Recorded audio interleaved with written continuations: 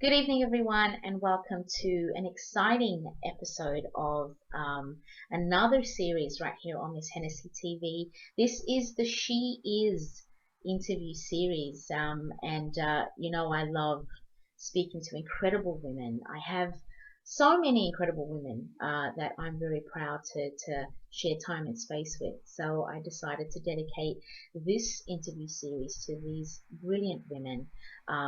She is whatever she wants to be, really, at the end of the day. But I am very excited to have this amazing woman to first of all agree to be interviewed because she kind of doesn't like to do a lot of interviews.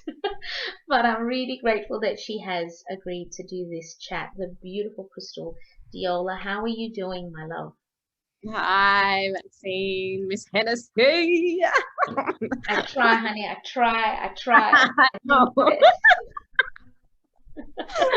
um, I do um, my best. How are you? How are you going? I'm well, thank you. Lockdown, Yeah. broke down, lockdown in every sense of the word. How are you feeling lockdown? Yeah, surviving. It's just we're just doing the best we can. I think every day when you hear of other people's plight, and how much worse things are for a lot of other people out there, I stop myself so quickly from having the odd whinge or the whine because I go, I'm doing, I'm doing good. Yeah, I'm same. healthy. My kids are good. We're getting on with it, and we're just trying to do the best we can until we can get to the end. But it's a strange time. This is a very Yeah. strange feeling in Sydney. It's very different to last year. 100%. I think this Yeah, lockdown is a little bit, not a little bit, it's a lot tougher yeah, than last year. I think last year I didn't take it seriously. yeah. I didn't even realize how, I mean, serious in the fact that, yeah, there was a lot of deaths that happened globally, but in terms of how we were affected, we weren't affected as severely as we're affected now. So true. So, so we still did our thing, and it was within limitations because there were limitations last year. But yeah, this time around, my gosh, It is. it's a It, mental exhaustion it at its is. I think when I know we were talking quite a bit before the show started about how we're doing, and people just sort of seeing each other in these little boxes, and this is how we connect. But thank goodness we have it. So shout out to Zoom for making that possible. but funny one at day. the, but at the end, Responsibility. exactly. But at the end of the day, it's just you really have to conform to this new sort of normal. And I hate that word. I really don't like it, but it is kind of what we've all had to do, especially creatives and entertainers. DJs again have taken such a major hit. Like Yeah. last year that was huge for me. I think I lost about 70% of my revenue in that weekend when they said everything was shut down. I mean, and a lot of us had gigs booked up until, if you were lucky, until Christmas, Christmas parties and things like that. And it was the first time I really felt dispensable in this Yeah. industry. Uh, Yeah. so how obviously as a DJ, and you're an incredible DJ. You've been Oh, a very thank you. successful DJ for many years, and you're one of the DJs who, from my point of view, you're always in demand, which is a great place to be.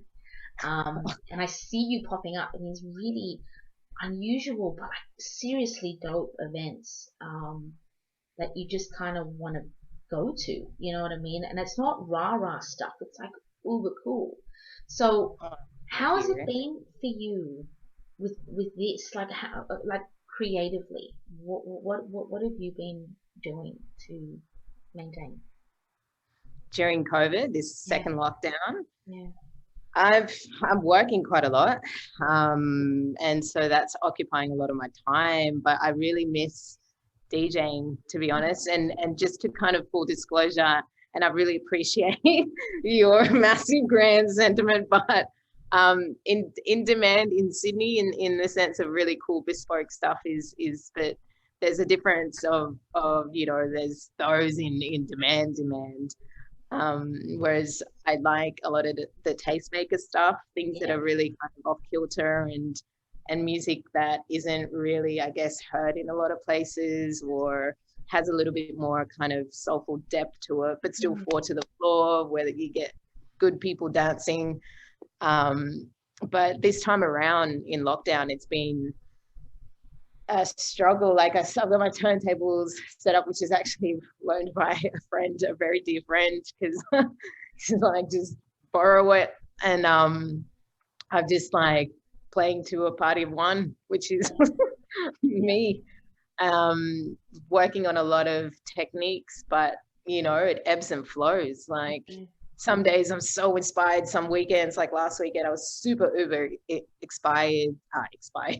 inspired, but then at the same time, 5 weeks prior to that, I was in a massive creative lump.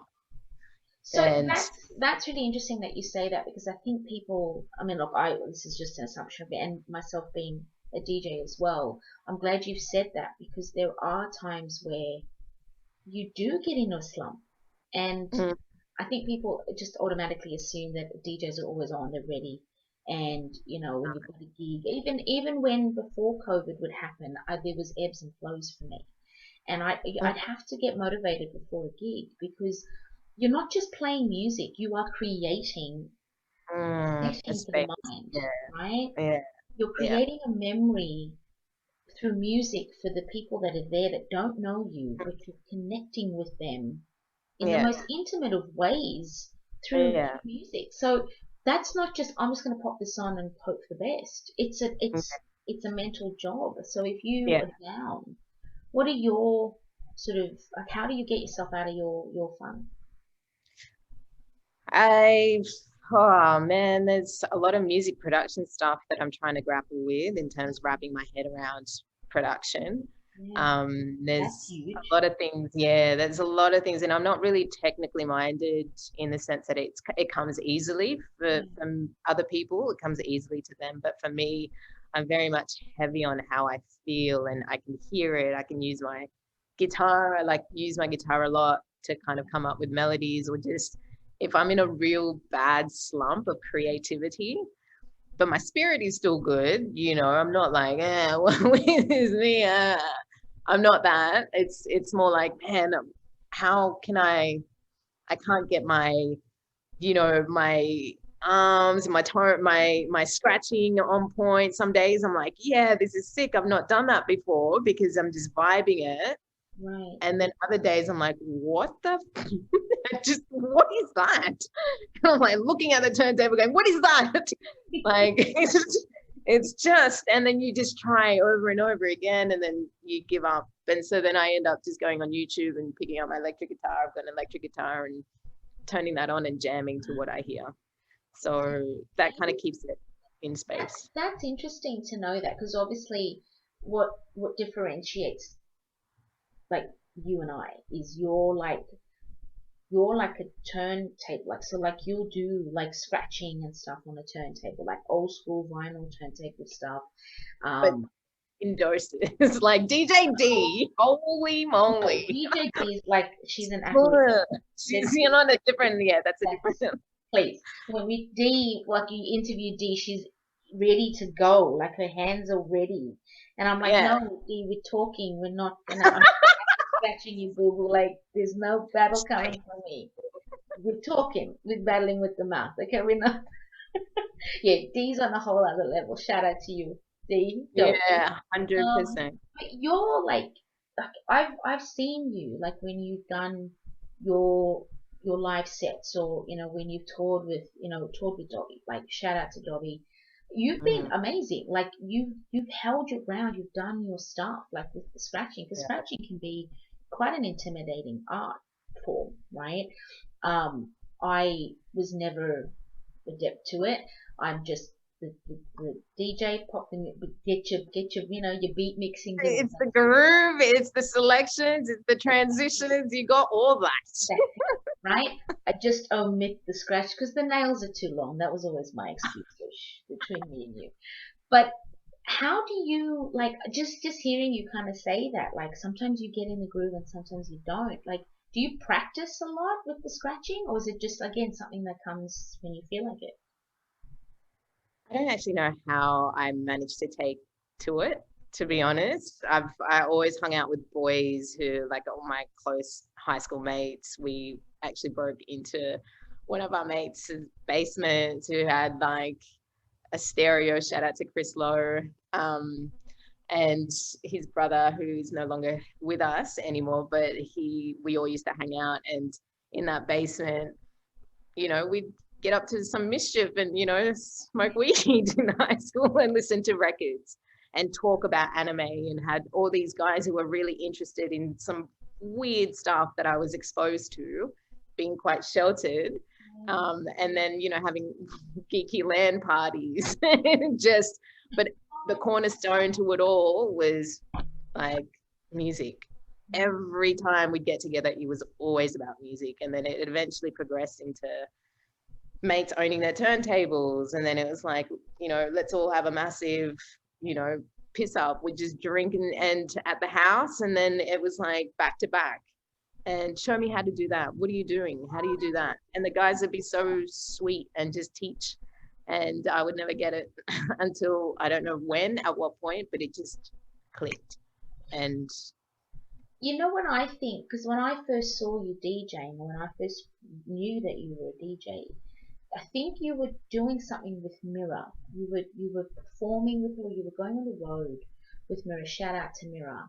And I remembered seeing a video of you, or she was filming you, and you were scratching, and then you kind of laughed, and you were like, "No, no, no, I'm only joking." And she was like, "No, keep going, keep going." And I was just like, "Oh no, she didn't just try and play that off like she was. Just, oh no, I just made a mistake." And then subsequent gigs and things like that, I was like, "There you go," but like effortless. You weren't out there trying to prove something, and I think that's the appeal with you. Even though I know you don't like the flowers, I'm gonna give you the flowers. oh, thank The gigs that you play at, yeah, bespoke. Your taste in music is bespoke, but it's like it's a cool shit. So like you're like the cool DJ, like you're the cool female DJ that represents for so many young women in this city, that we have a lot of female DJs who don't get enough oh, love, right? They don't get it. yeah, Um, yeah, and I think women like yourself, that your name is on like so many different kind of like flyers, and like you headline so many like really really intricate and unique events. yeah. That's what makes it special to kind of watch your DJ. And that's also another thing is like, if to be put in these bills, on the bills with some mates now who I call really good friends now over the years, but they've been heavyweights in the scene, whether it's Sydney, whether it's nationally, but to be put on the same bill, even teaming up with internationals on the same bill, there is no way that I always get nervous, but I fail to do playlists and put music together. It is just not my vibe to curate music in that way that is so on down to the T. I don't like that. It's never been my thing to curate music down to a T, and I'll play this and I'll play this, as long as it's a selection of BPMs that work within a scope that I can bounce in and out of. Yeah, but then I look at all the other crates that I have on Serato, and I dip into that, and I come back into this, and I dip into that. But I always would have to prepare. So as much as I don't curate playlists and stuff, at least I know, okay, these guys are incredible. I do have to step up. So it's always a push when I'm put on certain bills that have really incredible DJs and amazing track selectors, that I know, okay, at least you can rearrange things. You have your folders of where you can go based on the bespoke event, but then at least to prep in that sense of like knowing where to go, but then freeballing, get the rules out, throw them out the window. Did I just say freeballing? You did, and I'm gonna let that one go. No, just jazz. It's flying. Don't worry about it. It's in the bubble going up to the mountain of regret. In Leave my it up mouth, there. sometimes I just say things and I'm just like, no, this is how candid this stuff is. I knew what you meant, and I totally agree. I think preparing is always key. I mean, I've never ever been a DJ to wing it, even though I felt like I had so many times. And you go, what was that? What did I just play? Like, what? Because if I didn't feel like I connected with the crowd enough, then I failed. Like that was and it was an abysmal night, and I'm a terrible DJ, and all of that sort of that negative self-talk. I used to do Yeah, a lot, totally. especially sort of DJing in like in the heyday, like in the major Mm. clubs in the city and stuff like that, with packed out nights and the pressure. I mean, I'm a person who suffers with the worst anxiety, like horrible performance anxiety. So great, just put you, You're be a DJ in front of all these people and make them dance. Just bring the anxiety right to the front. But it was a test for me. Prepare. it's my anxiety. And they're like,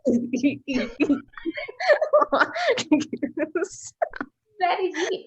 But it's still you've said the right thing.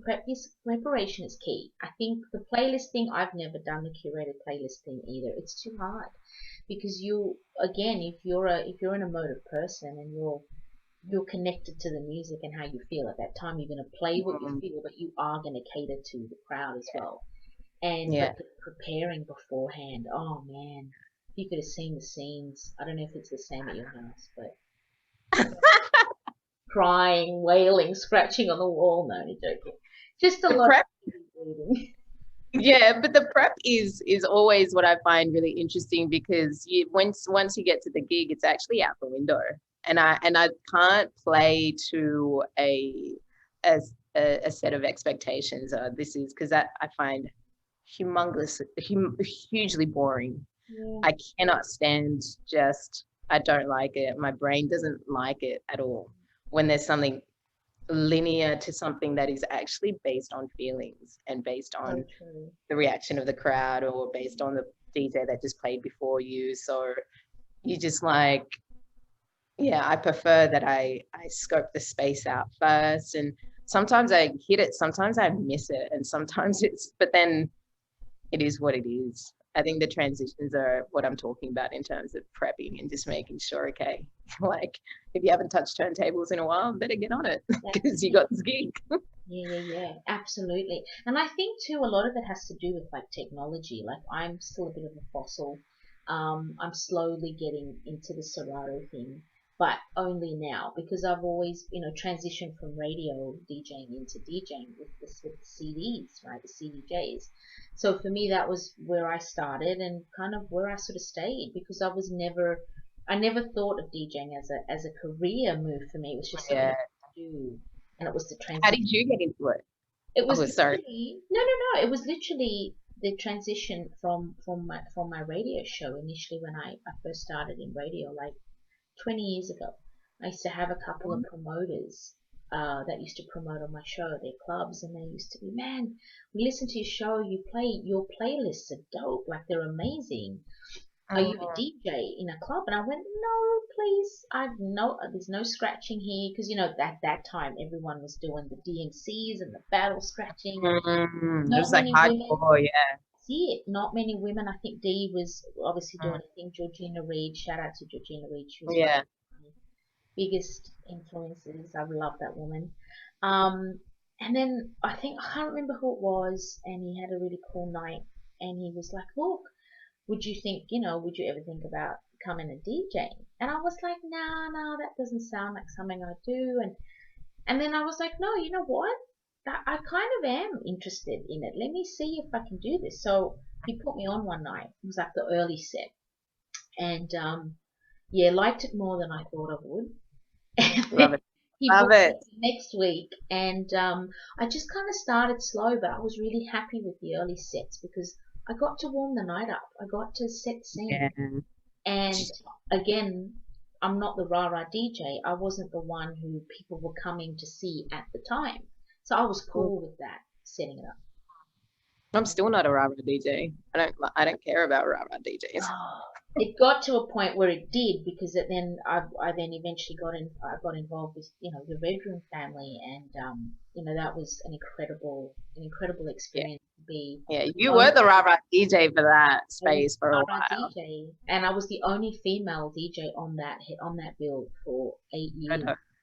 So So among good. some incredible DJs, the male DJs of our sort of industry were just they were Phenomenal. brothers. So Mm, it was a great time, and I really got to live out that hip hop fantasy mm, DJ thing, and be that badass chick, and do all that, play that music. But I still felt uncomfortable in the major time slots. I just yeah. performance anxiety used to get the better of me, and thank God Yeah. they were only 2 hour sets. Right? It's still, that's like a world of like mayhem sometimes. And that's another thing that I find, like in when I say I'm not really fussed about rah-rah DJs, I will go to see a rah-rah DJ. I will go to see a crazy DJ headliner that I love. But to be put in a spot where you're headlining is like so much pressure. It's so underestimated though, I just have to say, in terms of the warm-up sets. The warm-up sets are my favorite because you get to educate people on the things that, that actually traverse different genres and that introduce your personality to people without having that pressure. So I love warm up sets. I love in between sets, Yeah. but the main sets are freaky. It's a different animal, but I'm so glad you said that, because the early sets, I mean, and as I got older and obviously, stopped DJing or stopped DJing at like the major clubs, and then the lockout laws kind of changed a lot of that. And, I guess for me, then becoming a mum for the second time, it was literally a time to step out of the big city bright lights type of thing. And I started Mhm. DJing at, like pubs and stuff sort of locally to where I live, which is great because you're really setting the tone and the scene for the night, but they're longer nights. So you're on your feet Yeah. for 5 hours, and but you're still you're literally curating the night for people. And I thought that was that's been an Yeah. interesting departure for me. But yeah, that whole you have to at some stage feel the rah rah, but you can't be in rah rah too long, because it kicks Dude, your butt. yeah. Oh my God. My absolute like stage fright moment was actually playing for Maxwell No, before he won. And that was at the Enmore Theatre. And I was like, and that was a last minute call as well. And I just said, because I always say yes. I'm just like, yeah, and not think about it.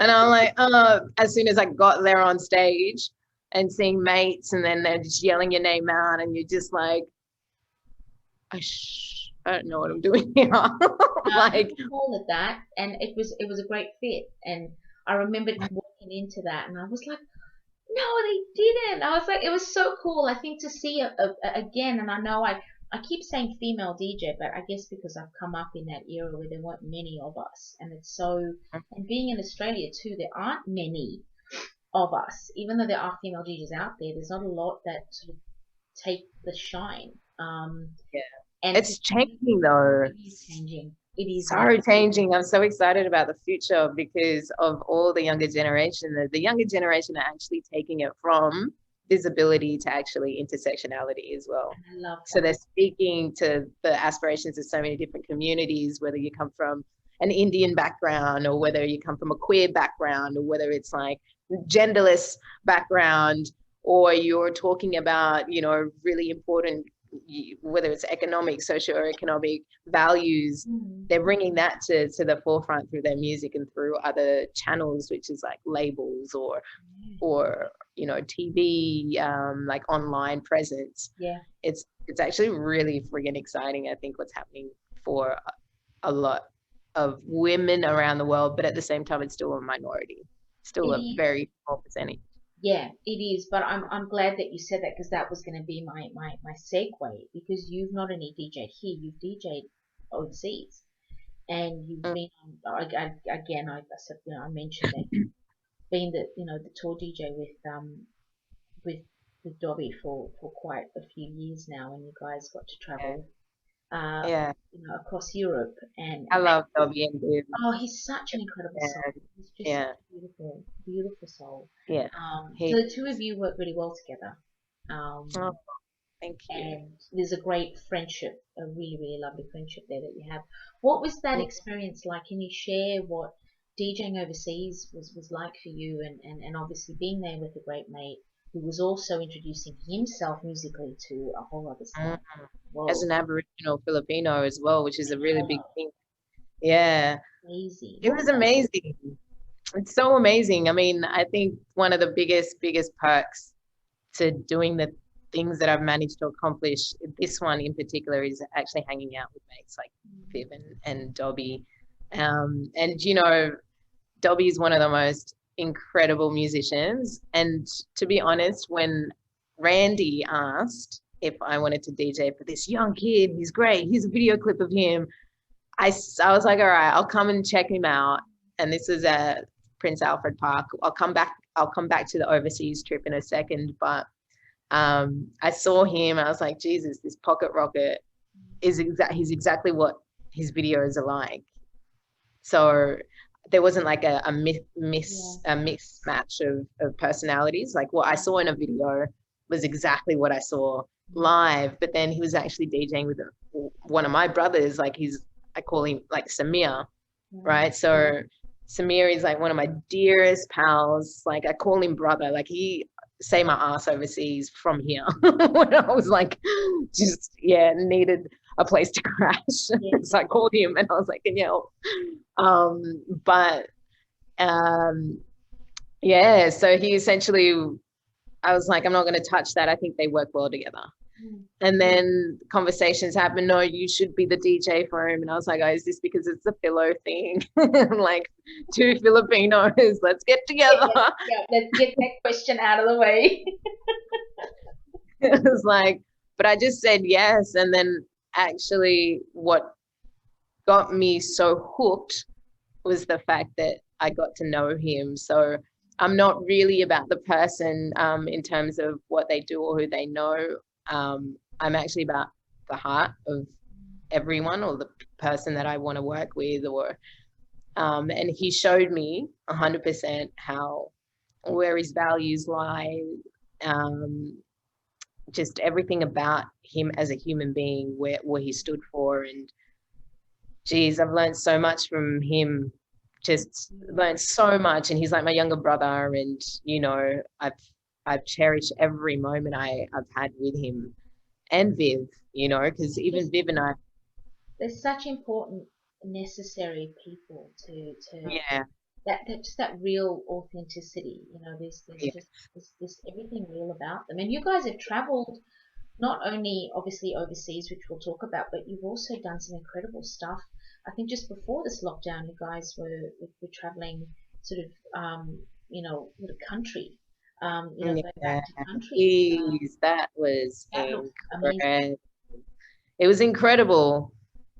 It, this is what I'm saying. It's like I would not have experienced the things that I have out in country if it wasn't for Yeah. Dobby and Viv, and speaking to the elders and actually understanding country and how they, what their protocols are, and just really taking and soaking in. I thought I would have a lot to say, but I had a lot to learn, and there was a lot of times where I, spent just listening to everyone. When normally I'm quite vocal about what my opinions are for certain things, and man, there is a lot of listening that happened, and it's just an incredible, I think one of my favorite trips thus far, probably one of my favorite experiences in my life Oh was man, that's a lot. That says so much. And and I traveling to Dobby's hometown as well, which is major.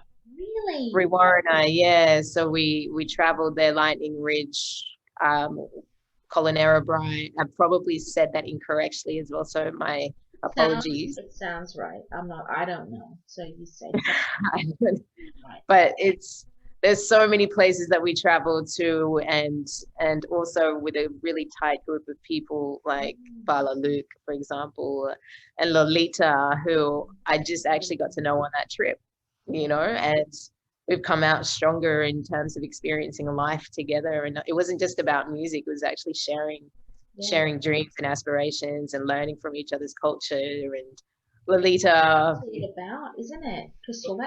That's what this should be all about, you know. yeah, Or I think that's what people need to be seeking more. I think yeah, in terms of what our music community really needs. yeah, Um, and really, we represent so many incredible cultures and so many stories. yeah. And it takes really special people to be able to bring them to life. So visually seeing what you guys were going through on that trip through your various posts and pictures, you could tell it was magical. It was so magical. I actually wanted to get a tattoo of the places that we traveled in terms of, and just really have that kind of, and I'm still going to do that. And I definitely am going to mark my body with something so magical that I've experienced. But also going back to not New Orleans, which one of the places that we played with Dobby was New Orleans, but out in Europe as well. And the Reaper Barn Festivals, Great Escape Festival. It was just mind blowing just to see people's reaction, because sometimes it's funny, people, the reaction beforehand, I like to assess people's reaction Yes. beforehand, and some people are just like, yeah, they hear about Dobby, they're there for him, right? Yeah. And obviously it's, I I'm always wanting to be on the side. They're like, do you want to position yourself sort of in the middle there? I'm like, no, this is Dobby, it's okay. But I always assess the crowd before and then after. And every single show I've ever played out with Dobby, he wins them over. There'll be a bit like this at the beginning, what's going on, and then by the end of it, they are just wowed by him.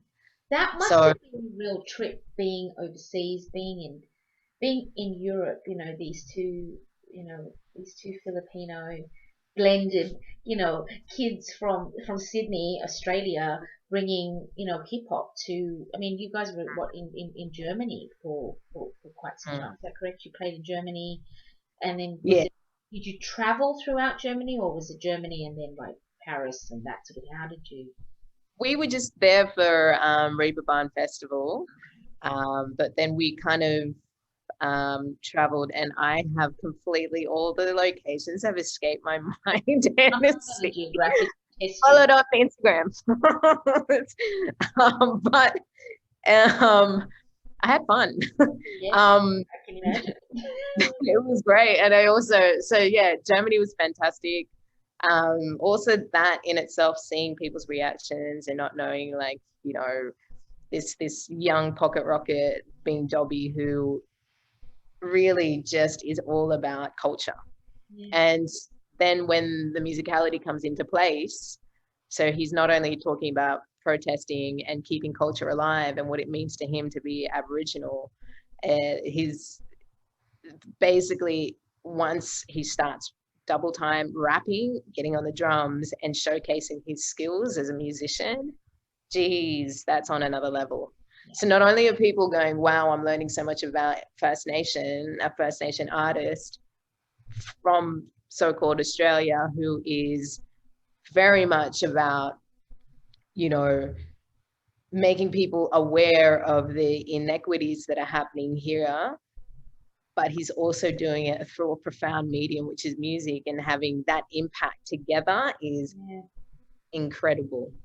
And so I always love watching people's reactions when that synergy comes together and you see the explosions of people's minds, and they're just like, what is going on? And they want to know more about him. So yeah, he's an incredible dude. He is. But again, like I said, the two of you sort of pairing together, it's a great connection. I think I saw the two of you performing together at the Twilight, the Taronga Twilight Zoo series when Aloe Black was out here.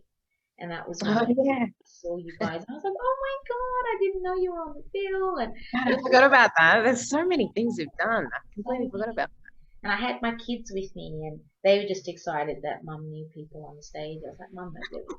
Low key, that. Your just kids pay are us. adorable. Get you backstage. Don't worry about it. Like just go on. Yeah. But like they're there and they get involved, and it's so important to sort of show the kids that as well. Like again, the culturally diverse, and that it's this that you can do anything that you want to do. You got to dream big, and you just kind of got to work for it. So Yeah.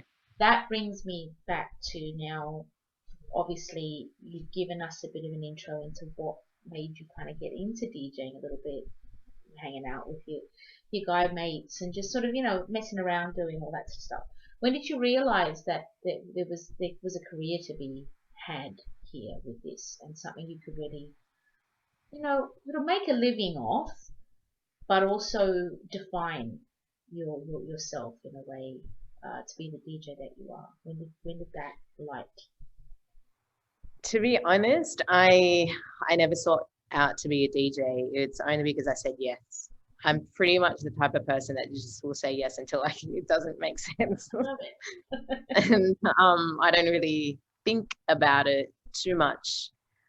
I think just ask any of my mates who've known, like, they've known me for 20 years, and they'll tell you I never aspired to be a DJ. It was never in my vocabulary to be one. But I think the fact that I knew I could handle it was in the tools of the trade. I was able to at least know what I could intuitively work with. And from there, I just kept saying yes to gigs. And to be honest, it's a bad thing to do because at one point, I started out and I was just saying yes, and I've had the worst gigs in my entire life. Earlier on in my kind of, I wouldn't say this is a career. There are other people that have far more stronger careers in DJing than I do, but it's I've had such terrible gigs in the past where I just said yes because of the name attached to the bill, and because the promoter knows me, knows that I love music in the way that I do, and was like, yeah, your track selection would be great. Warm up session. I was like, sick, I'll do it. Oh my God. Terrible. But I learned really quickly. Yeah. And I think it forces you to really learn. Like I started 45s as well and tapped into that, and that was also just really more tastemaker stuff with mates who you talk about real deep music. And I actually have a tattoo of like a 45 adapter. So on tour, I'd be able to like see if anyone would recognize this, and I would know what kind of what kind of music they're into. And and it would always be sound guys. It would always be sound guys who would be like, oh, is that a 45 adapter? Other people would think this is like a hazard sign, like a like a chemical. Yeah, why is there a chemical like a hazard no sign on her arm? But it was actually a 45 adapter. So I purposely did that to go on tour and to sift out the people that I actually wanted to kind of talk to. And which is really snobby, but it's not. It just came from that perspective where I just was like, you know what? Yeah. I'm sure I'll be able to have some really deep conversations with people who understand this, because they'll be able to teach me about other things. Yeah. And, everyone teaches everyone about life. Absolutely. But this is a very strategic move on my part. When I went on tour with Hal. Yeah, so before I went on tour with Hal, it was like all the sound guys, and managed to actually really talk deeply about music from the 70s, the 80s, or the 90s, or some of the 60s. To my next question then, so musically, because you're a music DJ, you don't really define yourself into I'm a hip hop DJ, I'm a neo soul, and this, that, and the other. You are a purveyor of a broad range of eclectic beats, beautiful music, beautiful sounds. Any thing that kind of influences you a lot as a DJ? Are there any particular sort of styles of music, any particular artists that are go-tos for you that you would say define your sound? Go-to artists. It's quite a lot. I mean, I came from the age of like the New Jack Swing era, so that's like a huge impact on me because I grew up with my cousins listening to this stuff. There's a lot of familial dynamics involved when I listen to New Jack with my sisters, and then like just families. That reminds me of family so much. Listen to SWV or listening Oh to man, like Aaliyah, listening to all the stuff that all the greats. But my parents actually brought us up on the Beatles. And so that's how we learned the guitar, was actually listening to the Beatles, learning how to play the guitar by ourselves. My parents came over with one guitar from the Philippines and a chord book, and we would just listen to the Beatles, the entire discography growing up. There was Roberta Flack in the background. There was also the Shadows. There was the Velvet Underground. There was, who else? There was the Monkees, the Carpenters, 100% the Carpenters. yep. Um, Mac, are you a Fleetwood Mac fan at all, or was that? I wouldn't say I'm a hardcore fan, but I do appreciate Fleetwood Mac for I'm sure. a huge Fleetwood Mac fan. I think people might I be strange, but I do. I enjoy them even more so now. It reminds me of that familial sort of home thing as well. My mum yeah, was a huge Stevie Nicks fan, and I just loved their music composition and how it made you feel. Like so now when I listen to it, I feel like that old person who reminisces. It's just and even again like the Beatles and my yeah. dad was a drummer, so I was raised on that as well, and then obviously the Temptations and the Motown sound. The Temptations, of course. The Platters. My dad used to like listen to the Platters all the time. That sounds so cool. I love it. It sounds so similar Amazing. in terms of that music diet. Yeah. There was also what's his name? He was an Italian, not Dean Martin, because he was an actor, right? But maybe he was a singer as well. Dean Martin's a singer as well. Yeah, But there yeah. was another Italian old school. Yes, I know who you're talking. Tony Bennett? No, not Tony No, Bennett. no, not Tony Bennett, but also that was a part of the music Yes, growing up. yes. Tony Martin, Um, Dean Martin, Frank Sinatra, Tony Bennett. It was Frank that Sinatra, of course. group of them. Yeah, yeah, yeah. I Ah, it I can't escapes me remember. right now, but I think I know who you're talking about. I can see and there was Pat Boone Yes. as well. Like, we're going way, way back. So Wow. that's my influence to music, but then obviously in high school there was a rebellion time, right? So obviously with picking up the electric guitar, it was like let's get into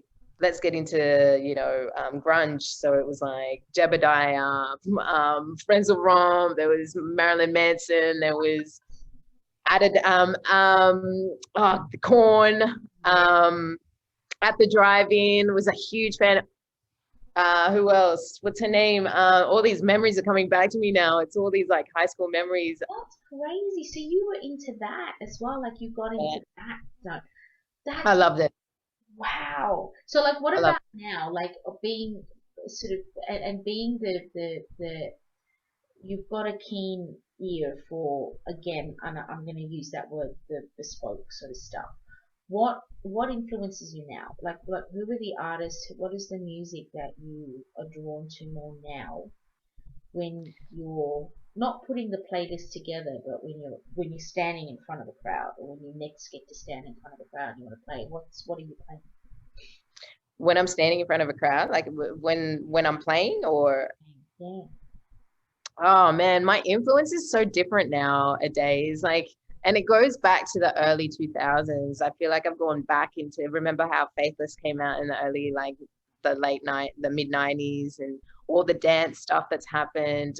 I feel like obviously there's an amazing amount of stuff that's happening at the moment in terms of electronic stuff, whether it's off kilter. I've always loved off kilter electronic beats anyway. But this time there's like all sorts of footwork I'm really interested in. Like DJ Cheryl does a bunch of stuff from I think she's from I think she's from the UK. I love There's this. stuff. I'm a huge Oh man, there's some heavy, yeah. heavy hitters happening at the moment. But there's also just it's such an eclectic amount of stuff I listen to at the moment, and I always have. I can't like I love John Mayer, for example. Yeah. I love him so much All as a the guitar musician. stuff. Yeah. And he's Oh great. Even his voice. Yeah. yeah, even he's like he's like the 70s throwback to that. Um, I still feel like your man. I was gonna sing it, but I won't do it. Yeah. Yeah. Yeah. No. Um, Yeah. you're like, no, stop, Yeah. stop, Get out. stop. I know what you're saying though. I love it's just not having boundaries on whatever you listen Yeah, to. I think that's the beauty of not only being a DJ but being an absolute lover of music. It's not being yeah. bound to anything. That was something I had to learn. I think when I got out of the heady sort of heavy hip hop DJ sort of world and only playing hip hop because that was it for me. I mean, Mm. when I remember after I got married and we moved overseas, we lived in Sicily for a few years, and I was playing in the clubs over there. And being on a US naval base, obviously it's predominantly hip hop, and then Mm. it's the heavy Is it metal. really? Yeah, yeah, yeah. Most of them, most of the personnel were into hip hop. So the clubs over there were run by um, not only just Americans, but the Sicilians who understood that if you put a hip hop night on, you're going to get the majority of, the island's military to come to the club. So I put my hand up and I was like, yep, I'm a DJ. I'd Did you love, say? yeah, I did. I Oh my DJed God. there, I DJed in Naples. It was a trip, and hip hop just transcends the barriers. Yeah, yeah, 100%. It was incredible experience, but it was a lot, and now you're DJing as a South African Australian DJ, playing hip hop to, African Americans who they know they're hip hop, and then I'm playing Australian hip hop, and they're going, "This isn't hip hop." I'm like, yes, it is.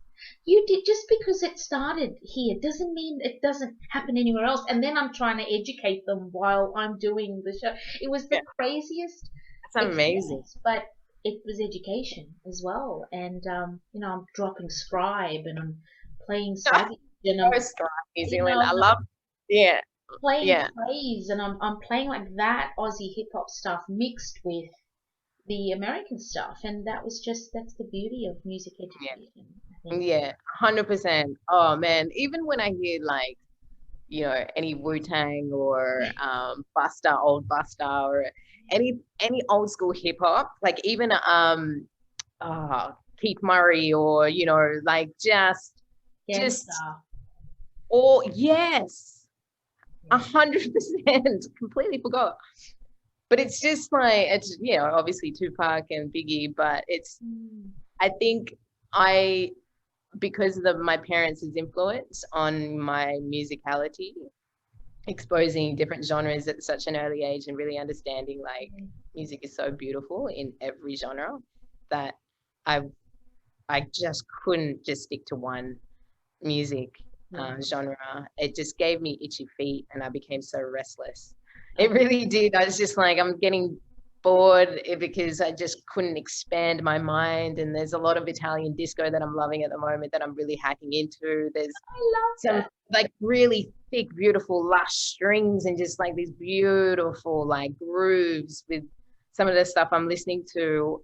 And I constantly you should see my work setup at the moment. I have a flat screen telly so I can see instead of this 13-inch screen that I've got, but then I've got a small monitor and I've got a mixer and I've Wow. got a mixer there, but I've got a mixer here on my So workstation. So I'm listening to music constantly so I can like, oh, I want to hear the bass up on this a little bit more so I can change the tempo a little bit throughout my day and just be a little bit more, I don't know, inspired in lockdown.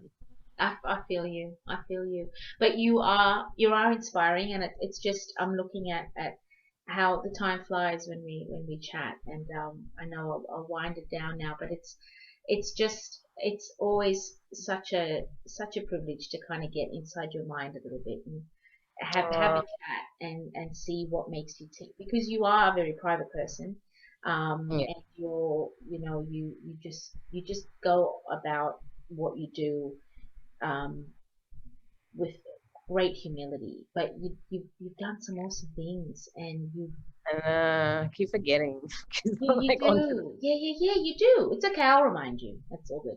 no, but you doing amazing things. I mean, if only I could tell the world about what you told me prior to this interview.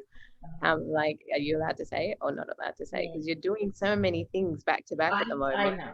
I don't know if that's a bit of, maybe it's a, might be insanity a little bit. I don't know. I think with the pure creative in you, man. It Yeah, honestly is when you are that creative and you have that much juice in you, and you still have a family to take care of, and you still have to take care of yourself because there's self care involved in all this mayhem that's happening at the moment. But your passion and desire to create and voice things that, are really, really interesting, whether it's like the women's perspective, a woman's perspective in the music industry, or hip hop, or just all these musically, you're across so many different things as well. So your yeah. impact is being felt, Oh, and thank you. That means really a glad. lot, because I never want to do anything without purpose. That's always been my motto, my drive is just to live a life of purpose, and to create purposeful content, and to Mm, allow people to speak in their narrative, and just to be that vehicle, to help get it across. So, conversations like this are important, and you just said, so much about how the canvas of, female DJs is changing with the younger generation coming in, and they are not their ancestors. You know what I'm yeah, saying? Like, they are like, we're here for this, and this is how it's going to 100%. be. But in saying that, can I just sort of just interject there and say that there's a lot more work that we need to do to actually break down the system that is actually still kind of not creating enough space for women. And we can see that time and time again. And I don't want to kind of bring this conversation down as we wrap up. But this is But but to be honest, I mean, like we saw the Me Too movement that really took to flight last year, and there's a lot of impact within the music industry. Obviously, from my perspective, watching a lot of the articles come up and a lot of voices coming up with regards to this. And I've actually let a lot of people go in terms of like, I just deleted them off Facebook because they either were associated or they defended perpetrators. yeah, Um, it's still not enough. Like a no, system is still built to silence and suppress, and there's not enough visibility as much as there is the younger generation that's coming up at the moment trying to get through the cracks mm, that are starting to happen. You're seeing more bills with more men still on the lineup, yeah, and not enough colored people, and not enough in intersectionality in that respect. So I think we have a long, long way to go. absolutely. That black tile bull, that black tile BS was, no offense to the sentiment behind it, but the industry hasn't really changed. No, it hasn't. I have to agree with you. That's why. There was a lot of confusion around it as well. I mean, you kind of stand in solidarity, but you go, okay, so what's next? That the Mhm. trial isn't going to stop anything. It just shows Yeah, that you either know how to follow instruction, or you want to be a part of a hashtag trend, and that's what yeah, it's about. And I think that's the yeah. biggest thing a lot of us got out of so much that happened last year. 2020 was a major year of awakening, and really going, what is going on. um, I have to agree with you, there's so much more that has to be done, and So it, much more. so much more. And I think even looking at what our road, a lot of it we had to travel out on our own. There weren't any other people helping, but in terms of women in this industry, in this community, and then of course myself speaking for women in hip hop, even smaller numbers than still, to help, to kick open the door. So you kick open the door and you kind of go, right, I'm going to test this water, right, I'm going to see what's happening. But I look at women in hip hop today still, and there's still the the representation of body over mind. right? You could Mm, have the killer mind with your killer, you spitting 16s in your bars of dope, but you're still focusing on the size of breast and the size of butt and what you yep. look like in dental floss. It Mm, drives me nuts. It drives me nuts. yeah. Um, Yeah. That's 100%.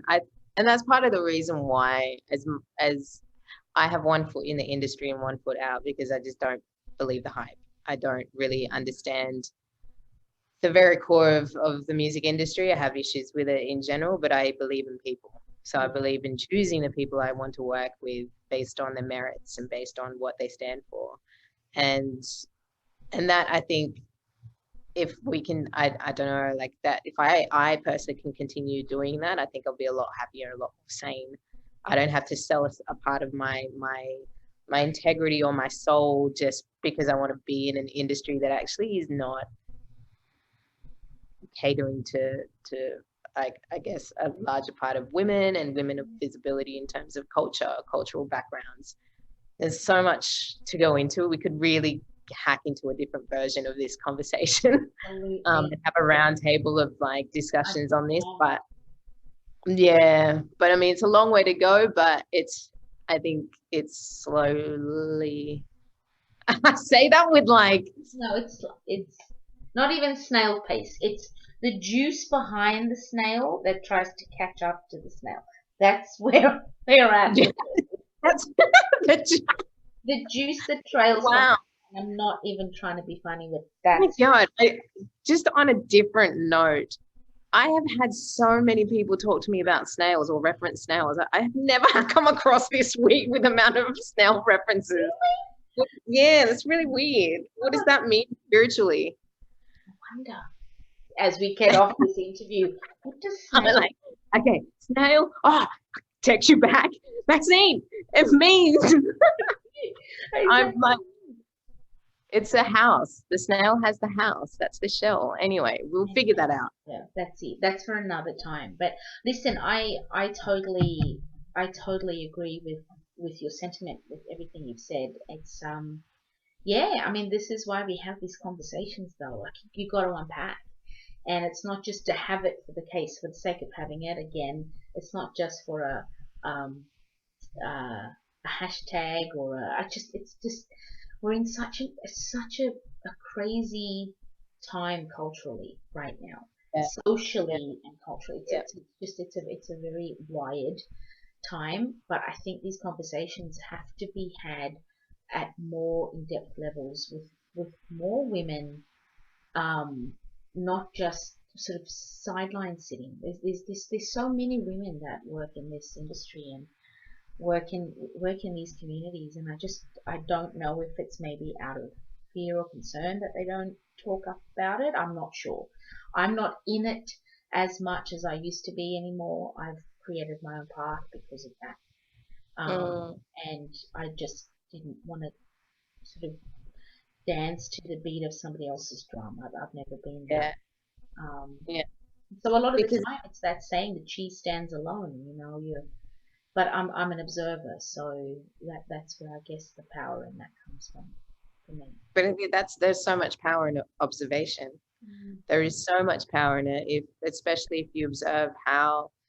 So I'm a huge believer in that everything is connected in terms of all the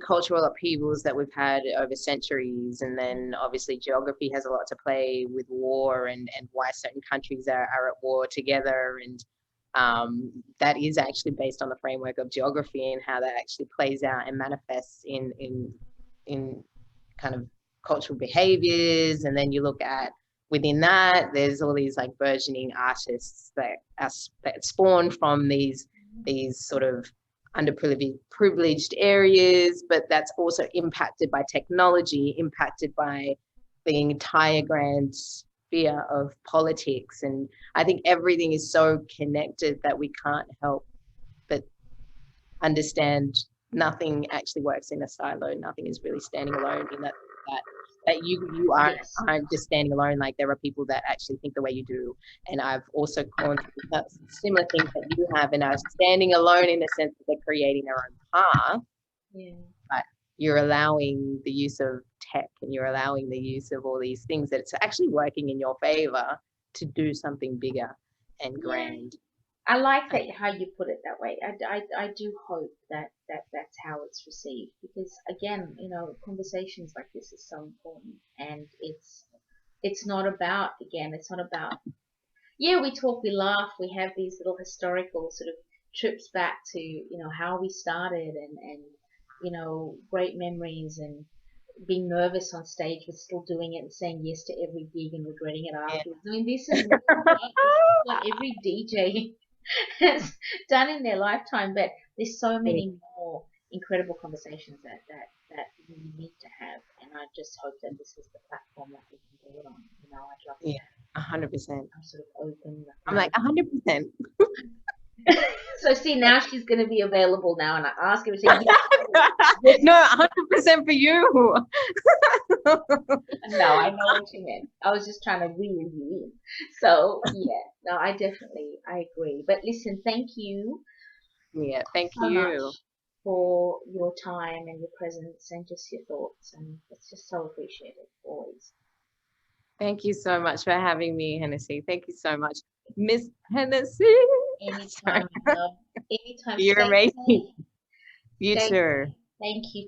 And we will hopefully see each other on a dance floor, or just somewhere where we can communicate out of this box. Oh, it's going to happen soon if you double jabbed.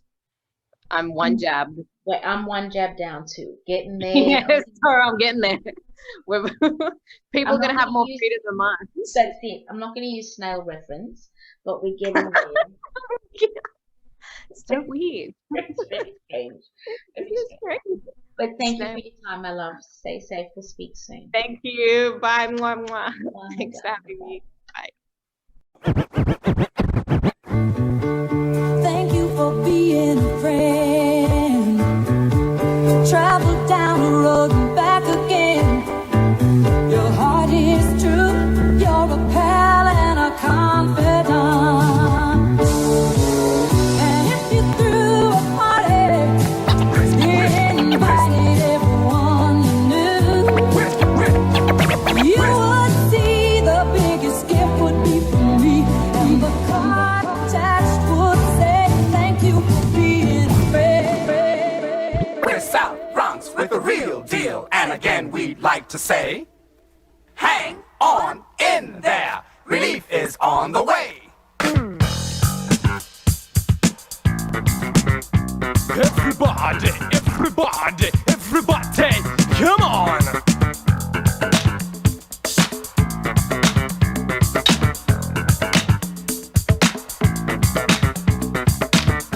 The bottom line is the dollar sign. You got yours now, you're looking at mine, haha! The bottom line is the dollar sign. But capitalism and communism are on the scene. People are still starving, so tell me what it means. Those folks with all the answers claim that God is on their side. But if judgment came tomorrow, they'd be looking for a place to hide. Politicians are blaming the welfare cheats like cheating is something new. But remember, politician, F scam was pulled on you. We use our taxes to subsidize the cigarettes we smoke. Comes time to pay for school lunches, everybody claims we're broke. The bottom line is the dollar sign. Say you got yours, now you're trying to get mine, but look out. The bottom line People get off. is the dollar sign.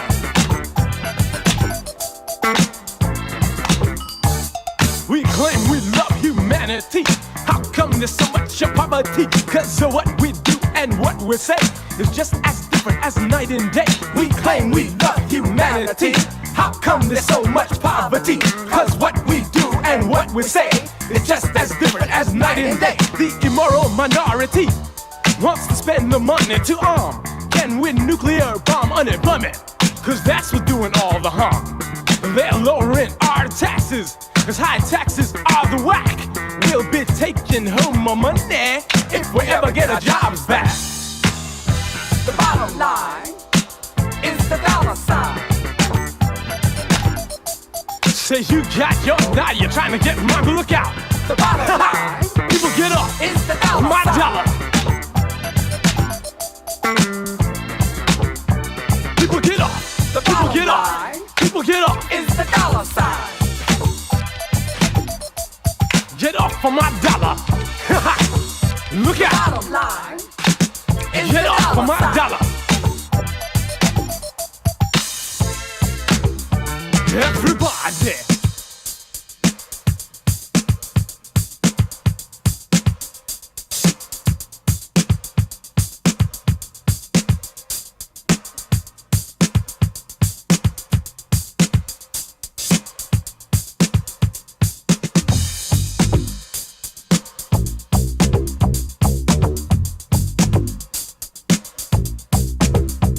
People get off. My dollar, my mean green dollar. People get off. My dollar, my mean green dollar. Say people get off. People get off. My mean green dollar. You can't have it.